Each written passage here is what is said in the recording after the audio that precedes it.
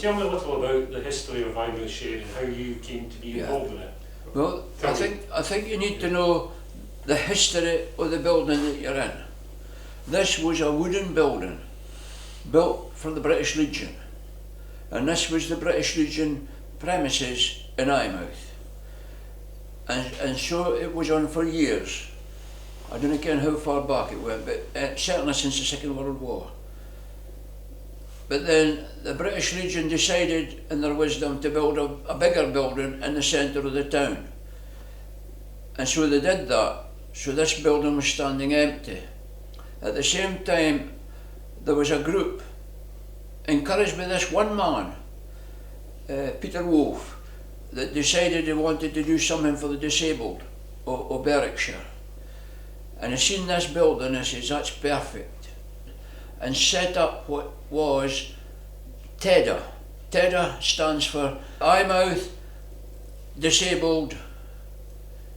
and District Disabled Association. TEDA. And it went marvellously. I wouldn't say there was hundreds, there was a lot of people got a lot of satisfaction. It was almost a men's shed, but it was for disabled. But able was able to come as well, but it was centred on the disabled.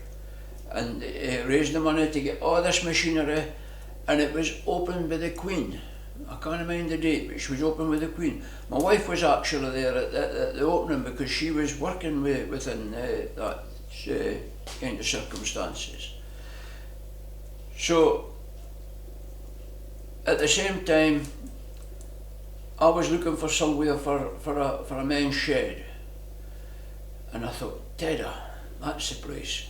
And I had a meeting in here. By that time, Peter Wolfe had died, and the support had dwindled away, dying and whatever. And so the building wasn't being used. A big building. This is perfect. So we had a meeting, a group of us, there was only 4 came to my idea of setting up a men's shed here. There was only 4, and shopped it around. Steve Wright came into the equation, who headed up a charity called Connect, a youth group. And so we decided to go for this, but renting it initially from TEDA. There was only 1 board member left in TEDA, as I could remember. Anyway, moved in here, great. Everything was perfect. It had a workshop fully equipped. It had a large sitting area. It had an office, toilets, disabled toilet, everything. And that was great. So we are now in this building that we're renting. That's the history of the building. But the end's not yet. I've got another idea, and I've run past this as well. And yeah, that may come to fruition. I think that's about where we are at the moment. And then for there we developed Berwickshire Maritime Trust within this, and then we're out on our own as a charity.